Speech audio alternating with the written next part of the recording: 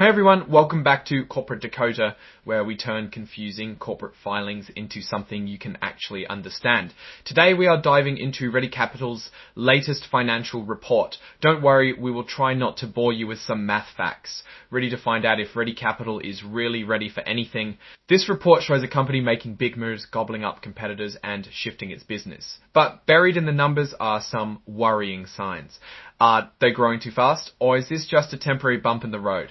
Let's decode it, and I encourage you to join the Discord community linked in the description below for further discussion on this company. Scroll March 31. 2025, new numerically 22. We're looking at Ready Capital's report for the period that ended in March of 2025, compared to December of 2024. This is a company focused on real estate loans, especially small to mid-sized businesses, and they also do some work with government-backed loans. First, let's glance at the balance sheet. This is basically the snapshot of what the company owns and owes. Cash and cash equivalents, the money in the bank went up from about $143 million to $25 million. That's good. More cash is always a plus. Loans net, which are basically the loans they expect to get paid back, jumped up a lot from $3.3 billion to $4.3 billion. That means they're lending more money and growing. Total liabilities also went down from $8.1 billion to $7.9 billion. They are increasing their assets while keeping the liabilities down. Finally, total stockholders' equity representing ownership value increased from $1.9 billion to $2 billion. This is the kind of growth we want to see. Let's check out the income statement.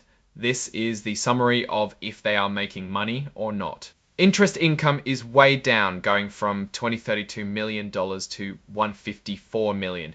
That's a big drop of almost $80 million. Interest expense, or the cost to borrow money, is also down from $183 million to $140 million, meaning cost of money is less.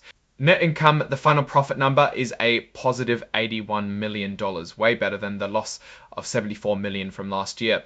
However, a good chunk of the increase comes from non-interest income. Valuation allowance on loans held for sale, which is an estimate of potential future loan losses, also went down from $146 million to $99 million.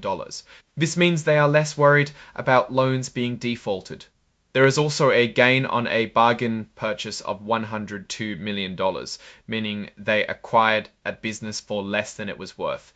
On non-interest expenses, the company is fairly flat year over year with about 70 M spent for each of the last two periods. Earnings per share, which matters a lot, is at 47 cents compared to a loss of 44 cents last year. Again, we want to see this number positive and going up.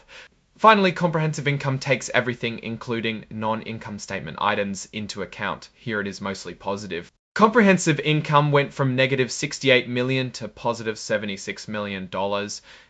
Increase here is obviously good to see. The cash flow statement shows the movement of cash, and if the company is doing the right things to generate cash, cash from operations, or the cash from the business itself, is up from $23 million to $108 million. This suggests a stronger business. Cash from investing activities, the cash spent on buying or selling other companies' loans, etc., also went up from $3 or $4 million to $307 million. There wasn't really a change. Cash from financing activities, related mostly to repayments of debt, is heavily negative at negative $354 million. This means they are focusing more on selling assets rather than financing with debt.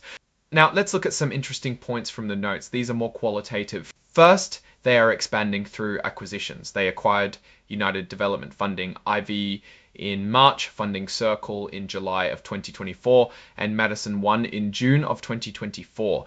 There were net assets acquired from UDF IV for about $182 million. For Funding Circle, it was about $73 million, and for Madison One for about $25 million. The report splits the loans with about 4.3B in direct loans and 3.3B in VEVI loans. Both are pretty massive. Like almost all of these reports, the company is undergoing various lawsuits and will defend itself. 3 separate lawsuits were mentioned in this report, including one for UDF-IV, one for Broadmark, and finally a generic securities action lawsuit. The management's discussion is mostly standard text, however there were a few points that stood out. They talk about economic conditions having uncertainty, but expects its earnings to be primarily dependent on changes in market interest rates, the rate at which our distressed assets are liquidated, and the prepayment speed of our performing assets.